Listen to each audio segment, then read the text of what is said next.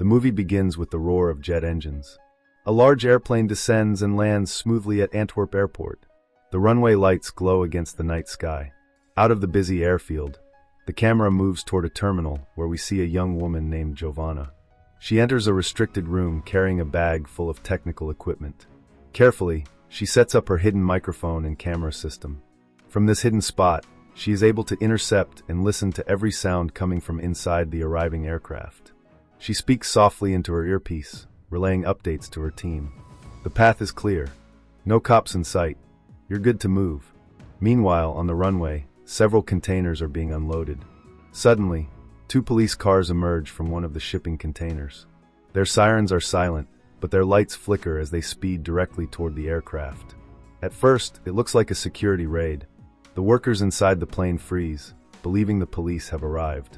But within seconds, it's revealed that these aren't real officers. Among the imposters is a familiar face, Donnie Wilson, the skilled thief from the first film. Dressed in tactical gear, Donnie storms into the plane, pointing his gun at the employees. "On your knees," he shouts, forcing everyone to the ground. Donnie heads straight for a secure locker inside the aircraft. With practiced hands, he cracks it open. Inside lies a blood-red diamond, glowing under the light. He snatches it quickly. Giovanna's voice comes through the comms. "Donnie, you've got incoming. Real cops are on the way. Get out now." Without wasting time, Donnie and his crew retreat, jumping back into the fake police vehicles. They race away from the airfield with sirens blaring. Real police units immediately give chase. The pursuit leads them into a massive container yard, a labyrinth of steel giants stacked high like towers. Donnie's crew drives their cars straight into an empty container.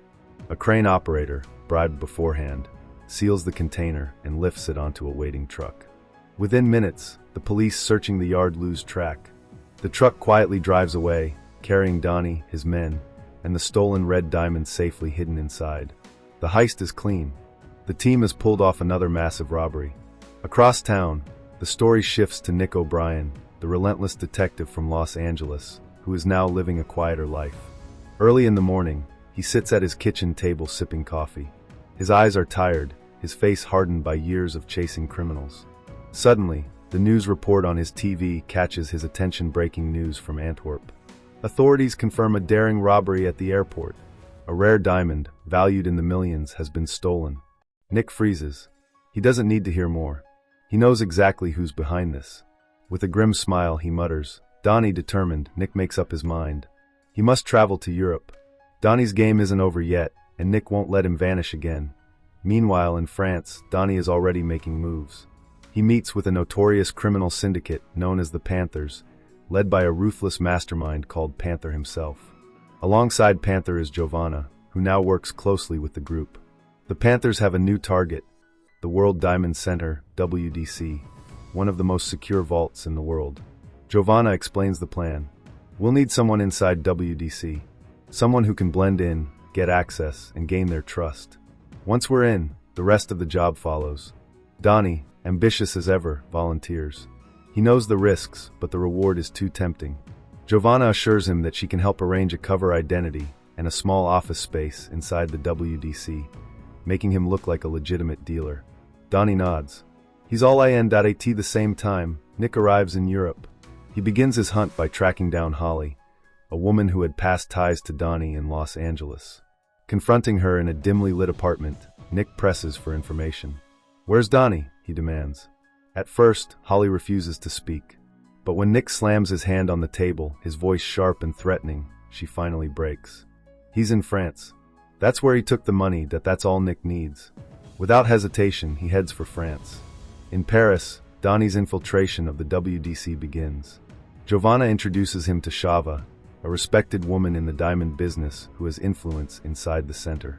Donnie plays his role perfectly, presenting himself as a serious dealer who needs office space near the vaults. Shava, unaware of his true intentions, agrees to bring him in. Inside the WDC, Donnie meets Oliver, an official who manages the vault operations. Their handshake seals Donnie's cover. Now he has access. But the world of crime is never without enemies. Far away, a shadowy figure known only as Octopus learns of the red diamond theft. Furious, he vows to hunt down whoever stole from him. His men track the GPS signals, slowly closing in on Donnie's trail. Meanwhile, Nick arrives in France and heads straight to a police station. Flashing his credentials, he requests access to local surveillance footage. Hours of reviewing tapes finally pay off. On the grainy footage, he spots Donnie, moving through the streets of Paris with Giovanna. Nick's instincts sharpen, he's on the right track. As Donnie prepares for the Panther's grand heist, Nick quietly shadows him, piecing together the puzzle. Back with Donnie, the Panthers finalize their daring plan to rob the WDC vault.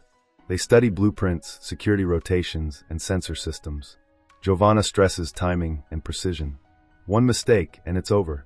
Donnie listens carefully, but he hides his own secret agenda. He wants the red diamond for himself, no matter what. Later that evening, in a smoky Parisian bar, Nick finally makes his move. He approaches Donnie privately. Donnie stiffens, ready for a fight, but Nick raises his hands calmly.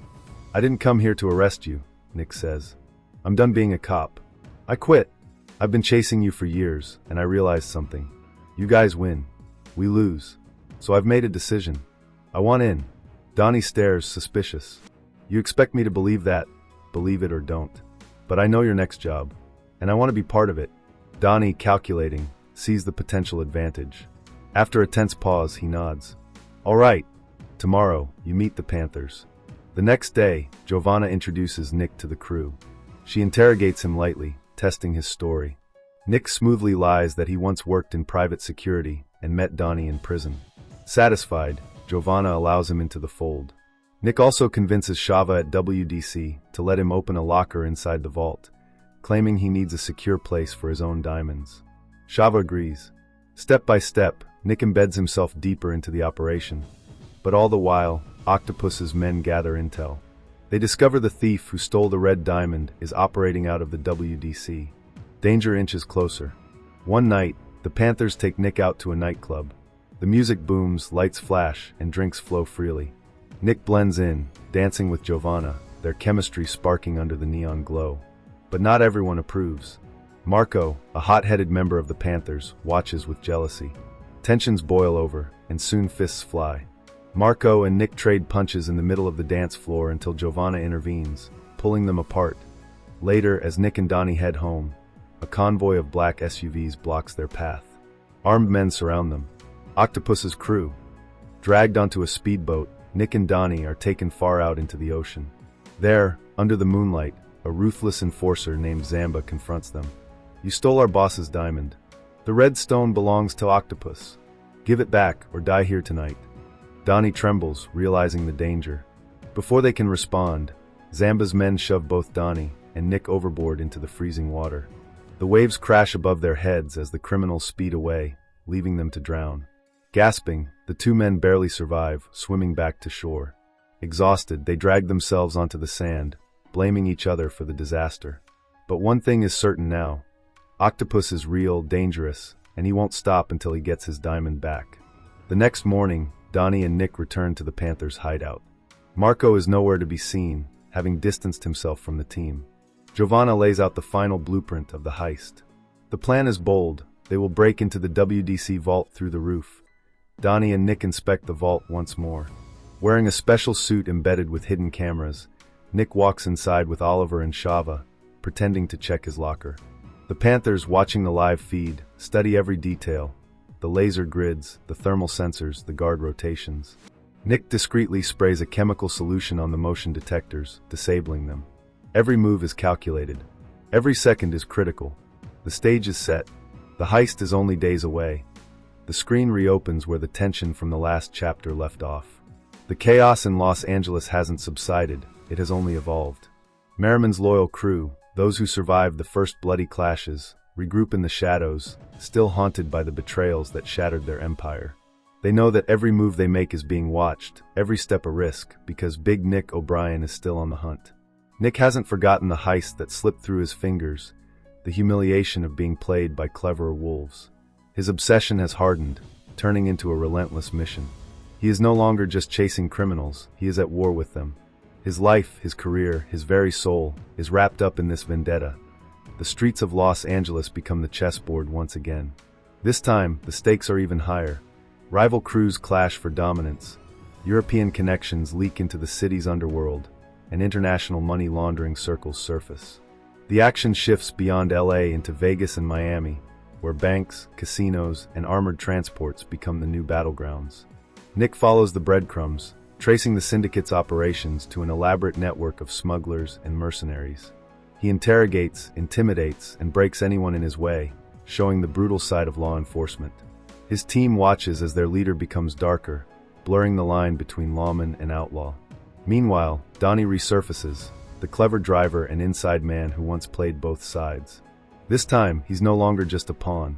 Donnie has grown into a player of his own, pulling strings behind the curtains, aligning with dangerous cartels and foreign partners. He engineers the next big score, a European-style heist that targets a massive diamond exchange linked to global elites. The narrative intensifies when Merriman's legacy collides with Donnie's ambitions. The crew, once united, splinters into factions. Some remain loyal to the old code of honor, while others chase greed and survival. Betrayals unfold like clockwork. Friends turn into enemies. Plans unravel. The climax begins with a heist unlike any other.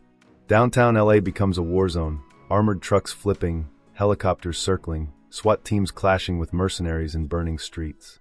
Civilians flee in terror as the gunfire rages louder than before. Every bullet, every scream, is a reminder that no one walks away clean from this life.